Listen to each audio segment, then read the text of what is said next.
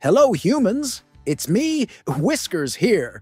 I have taken over the Feline Fanatics YouTube channel in a completely legal and official way that none of you need to worry or ask questions about. Moving on.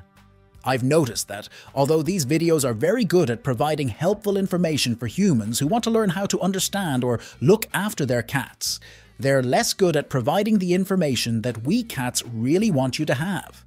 I have taken it upon myself to fix this problem. Here are the 9 things that your own cat wants to tell you, but can't.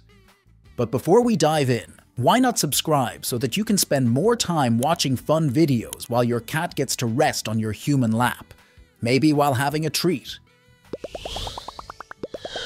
Number 1. Hey, human, it's me, on the ground, where I want to be. Humans are notoriously clumsy and frequently trip over or bump into things.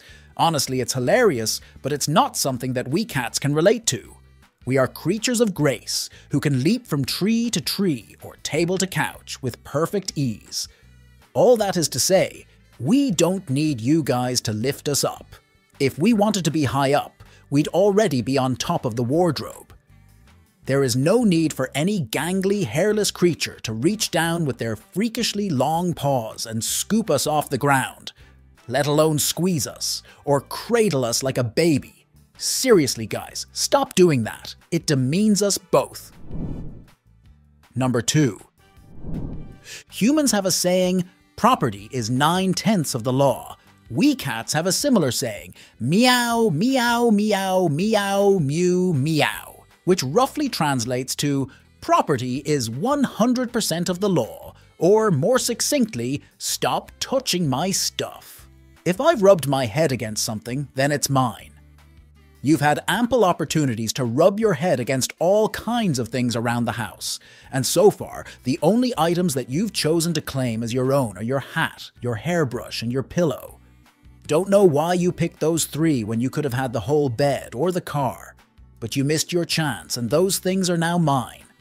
Every time you touch something that I've labeled as my thing, I have to go back and rub my scent on it again to keep it smelling right. Number 3. Speaking of scent marking, you guys are bad at marking your territory, and you need to stop making it so hard for me to pick up your slack and mark up the house. Or do you want Ginger Snaps from down the street to come waltzing in and start treating the place like his own? I scratch up the furnishings for us. I pee in the corners for us. You think I want to be the only one in charge of keeping this house safe from invasion? Honestly, you could stand to be a little more grateful. Number 4. It's a well-known and unfortunate fact that you humans never bathe. You spray yourselves with funny-smelling things, you stand under the magic indoor rain fountain, but you never sit down and just lick yourselves clean. Honestly, it's disgusting. So we, being the kind and generous species that we are, decide to help you by grooming you ourselves. Obviously, your skin is tragically hairless. We can only assume that you all have terrible mange, probably from not bathing enough. And we understand that the sandpaper texture on our tongues can make grooming uncomfortable because of this. But for Bastet's sake, just put up with it. Stop pushing us away and let us give you a proper bath. Number 5. One of the few things that you humans and we cats do agree on is that routines are important. One thing should come after another. You wake up, you give me breakfast, you get dressed, you perhaps give me more food. You go do whatever boring human things you do all day. You give me food, you pet me, you feed me, you give me dinner, and then we go to bed. Possibly you'd like to suggest some changes to this particular schedule, but the point is, schedules are important. So why don't you stick to them? If you come home at a different time to when you normally come home, then it can throw off the whole day. If you are even a moment late with my breakfast then, honestly, I could starve to death.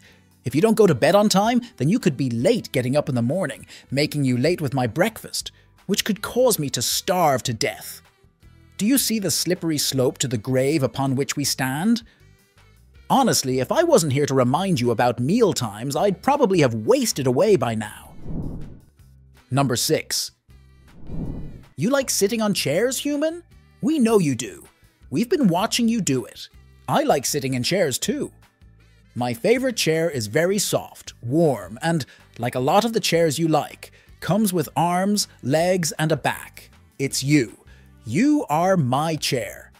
Unfortunately, you seem prone to forgetting that when you're being my chair, I don't want you to stand up. How would you like it if the couch could choose to tip you off at any random time it liked? If I have done you the honor of using you as a resting place, then you should have the decency to stay put until I decide I've had enough. It's only manners. Number 7. As well as your great functionality as chairs and food dispensers, humans have one other major use. You guys are great at petting, at least from a functional perspective. I still prefer claws to hands. I mean, how fast can you climb up a tree? But you guys do have us beat when it comes to giving scratches and stroking fur. But some of you need to work on your technique. Don't touch my tummy. Just don't. Rolling over onto my back to show you my tummy does not mean I want you to stroke it. If somebody got out the Mona Lisa to show you, would your first response be to put your grubby hands all over it? My tummy is for me, not for you. Please respect my boundaries. The same goes for my tail and my feet. I don't want your clumsy human hands touching my beautiful tail. I still remember that time you stepped on it. And I frankly don't understand the obsession with my feet. I don't care if they look like jelly beans, it's weird. Stop it. So you might be wondering, where can you pet me? Well, not all cats have the exact same preferences, but most of us enjoy being petted on our necks, along our backs, at the base of our tails. Though remember, not on the tail, and on our heads. Number 8. Sometimes it can be hard having such exquisite taste. You should be grateful that that isn't a problem that any human ever had to deal with. But even if your guys' palates are not sophisticated enough to appreciate the delicious morsels of food that I bring you, you could at least have the good manners to pretend you're interested. It's hard work catching a mouse, which you'd know if you weren't so terribly untalented at catching them. I don't know what you think standing on a chair and screaming at them is going to achieve, unless you're hoping that they'll just die laughing. I'd understand if you preferred to catch your own food, but when I've tried bringing you weak or injured live prey, so as to give you the opportunity to practice your hunting skills in a safe and supportive environment, you've barely seemed enthusiastic. Honestly, sometimes it makes me wonder why I bother. Number 9. Humans are loud, clumsy, stupid, strange, unhygienic, and inconsiderate. You might well wonder, especially now you're coming to the end of this video, exactly why we bother with you all. Well, it's quite simple. We love you. We cats didn't originally evolve to be social. Unlike you primates, we're not born extroverts. But after a few millennia of hanging out with you guys, we can kind of see the point. We know that you truly try your best for us, even when you're not entirely sure what that is. And in return, we do what we can to try and make your lives better. Now, since it looks like the Feline Fanatics staff are close to finding my hiding place under the desk, I'd better be going. But if you want to learn more about us cats, why not check out this video by my human friends about different feline sleeping positions and what they mean.